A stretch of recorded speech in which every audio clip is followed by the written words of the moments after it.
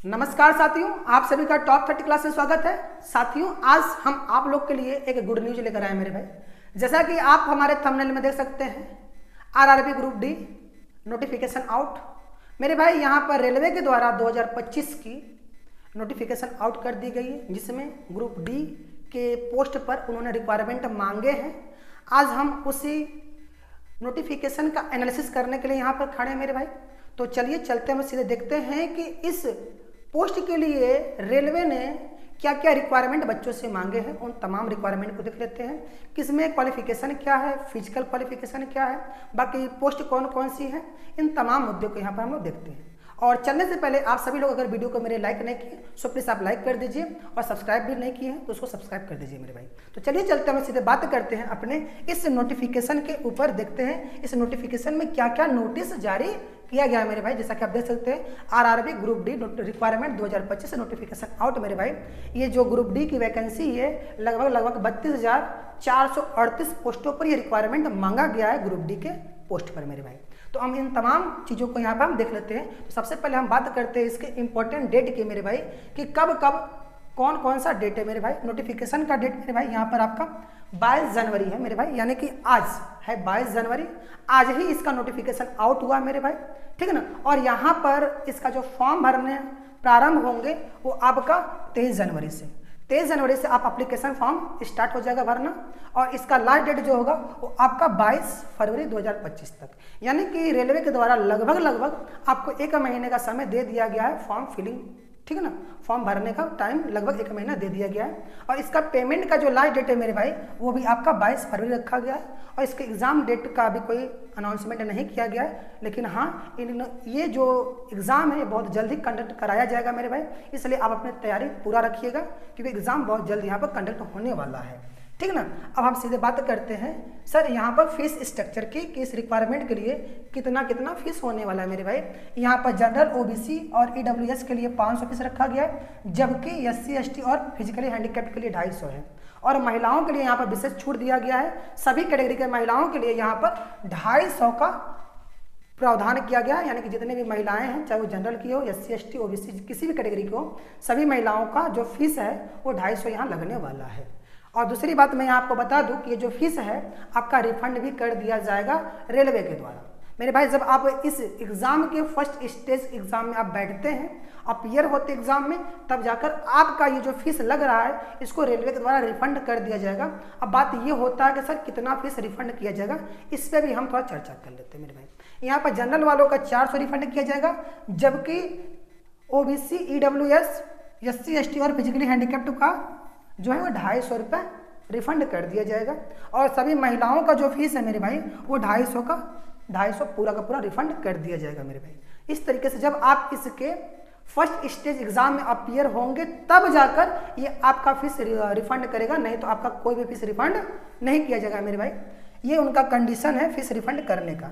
अब हम बात करते हैं इसके एज लिमिट पर, कि सर यहाँ एज लिमिट क्या है मेरे भाई। तो ये जो एज है मेरे भाई, ये 1 जुलाई 2025 तक काउंट किया जाएगा।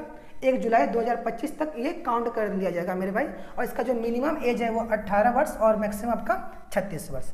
यानी कि जिस कैंडिडेट का एज 18 से 36 के बीच में है वो कैंडिडेट इस फॉर्म को फिलअप कर सकता है, ठीक है ना। वो कैंडिडेट इस फॉर्म को फिलअप कर सकता है। और रेलवे के द्वारा इसमें एज रिलैक्सेशन का भी बात कहा गया है, लेकिन वो इनके रूल के अकॉर्डिंग होगा, ठीक है मेरे भाई।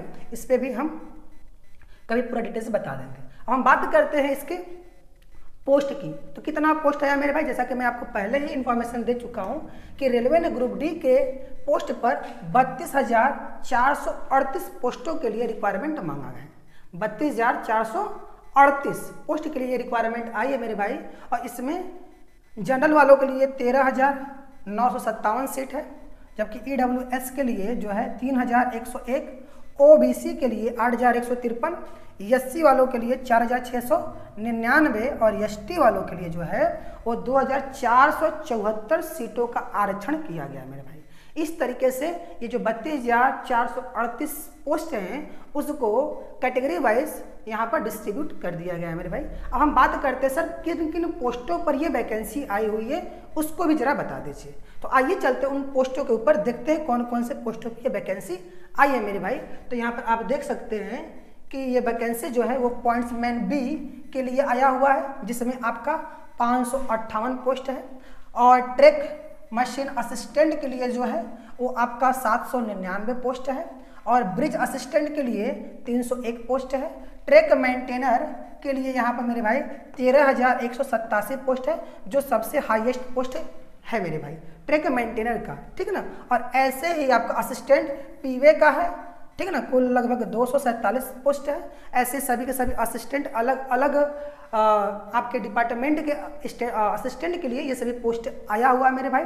तो आप आराम से वीडियो को पॉज करके आप पूरे पोस्ट को देख सकते हैं, किन किन पोस्टों पर ये वैकेंसी आई हुई है मेरे भाई। आराम से इसको वीडियो को पॉज करके आप देख सकते हैं। कुछ यहाँ पर भी मैंने लिख रखा है जिससे आपको सहूलियत हो जाए, आप समझ सकते हैं, ठीक है ना। तो आइए अब सीधे हम बात करते हैं अपने क्वालिफिकेशन डिटेल्स पर कि यहाँ पे सर क्वालिफिकेशन क्या मांगा गया है मेरे भाई। यहाँ क्वालिफिकेशन मांगा गया आपका class 10th pass with ITI, class 10th with ITI। ये मिनिमम रिक्वायरमेंट है रेलवे के द्वारा, ये मिनिमम रिक्वायरमेंट मांगा गया है क्लास 10th विथ ITI। अगर आपके पास ITI का सर्टिफिकेट नहीं है तो आपके पास NAC का सर्टिफिकेट होना चाहिए।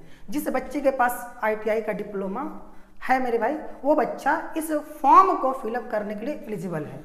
बाकी जिन बच्चों के पास ITI का सर्टिफिकेट नहीं है वो इस फॉर्म को फिलअप नहीं कर सकते हैं, ये सत्य है मेरे भाई। आप भ्रमित मत होइएगा, किसी के बहकावे मत आइएगा, पैसा बर्बाद हो जाएगा आपका। आप केवल ITI वाले बच्चों के लिए ये वैकेंसी आई हुई है, जिनके पास ITI का सर्टिफिकेट हो या फिर NAC का सर्टिफिकेट हो, और वही बच्चा इस फॉर्म को फिलअप कर सकता है मेरे भाई। ये तो रही इसके क्वालिफिकेशन डिटेल्स की कि इसमें मिनिमम क्वालिफिकेशन क्या होना चाहिए। अब हम बात करते हैं इसके फिजिकल एलिजिबिलिटी कि इसका फिजिकल एलिजिबिलिटी क्या है मेरे भाई। तो यहाँ पर मेल के लिए अलग है और फीमेल के लिए अलग है। तो सबसे पहले हम मेल के फिजिकल एलिजिबिलिटी की बात कर लेते हैं मेरे भाई। यहाँ पर मेल की फिजिकल एलिजिबिलिटी क्या है, इनको 35 किलो भार लेकर 100 मीटर की दूरी तय करना होगा 2 मिनट के अंदर, ठीक है ना। मेल को 35 किलो का वजन अपने पीठ के ऊपर लेकर इनको 100 मीटर की दूरी 2 मिनट में तय करना है। इसके लिए इनको एक चांस मिलेगा, दोबारा इनको मौका नहीं दिया जाएगा। और इसमें दूसरा एलिजिबिलिटी यहाँ दिया गया है, 100 मीटर की दूरी इनको तय करना है 4 मिनट 15 सेकंड में। सॉरी 100 मीटर नहीं मेरे भाई, यहाँ पर लगभग आपका 1 किलोमीटर, ठीक है ना। यानी कि 1000 मीटर की दूरी इनको तय करना है 4 मिनट 15 सेकंड के अंदर। 4 मिनट 15 सेकंड के अंदर इनको 1000 मीटर की दूरी तय करना है, ठीक है ना। और यहाँ पर महिलाओं के लिए हम बात कर ले तो महिलाओं के लिए 20 किलो का वेट लेकर उनको 100 मीटर की दूरी तय करना है 2 मिनट के अंदर। और जबकि इनको 1000 मीटर की दूरी तय करना है बिना भार के 5 मिनट 40 सेकंड में। महिलाओं के लिए 1000 मीटर की दूरी तय करना है 5 मिनट 40 सेकंड में। ये उनका फिजिकल रिक्वायरमेंट है मेरे भाई। जब आप रिटन एग्जाम पास कर लेते हैं तो आपका फिजिकल होगा यहाँ पर, और फिजिकल में आपको इतना फिट होना पड़ेगा। पुरुष के लिए 35 किलो का वजन लेकर आपको 100 मीटर की दूरी 2 मिनट में तय करना होगा, और 1000 का रनिंग पूरा करना है उनको, 1000 मीटर की रनिंग पूरा करना है 4 मिनट 15 सेकंड में। जबकि महिलाओं के लिए 20 किलो का भार लेकर उनको 100 मीटर की दूरी तय करना है 2 मिनट के अंदर, और 1000 की रनिंग उनको कंप्लीट करना है आपको 5 मिनट 40 सेकंड के अंदर। ये उनका फिजिकल रिक्वायरमेंट हो जाता है मेरे भाई। इस तरीके से आपने इस नोटिफिकेशन के अंदर क्या क्या चीज़ें रिक्वायरमेंट मांगा गया है रेलवे के द्वारा आप देख पाए मेरे भाई। आप इस रेलवे की तैयारी आप मेरे इस प्लेटफॉर्म के माध्यम से जुड़कर आप अपने इस रेलवे की तैयारी को कर सकते हैं, क्योंकि इस प्लेटफॉर्म के माध्यम से आपको रेलवे SSC UPSI कांस्टेबल और UPSSC जैसे तमाम एग्जामों की तैयारी इस प्लेटफॉर्म के माध्यम से कराया जाता है मेरे भाई। और आप हमारे इस चैनल के माध्यम से आप अपने तैयारी को एक नेक्स्ट लेवल पर लेके जा सकते हैं मेरे भाई। तो ये रहा आज की पूरी नोटिफिकेशन की जानकारी मेरे भाई। ये जानकारी आप अपने उन तमाम साथियों को दे दीजिएगा जिससे कि उनको भी यहाँ पर इस वैकेंसी का बेनिफिट हो जाए मेरे भाई। बाकी आज के लिए इतना ही, मिलते हैं अपने नेक्स्ट टॉपिक पर, ठीक है मेरे भाई। तब तक के लिए जय हिंद, जय भारत।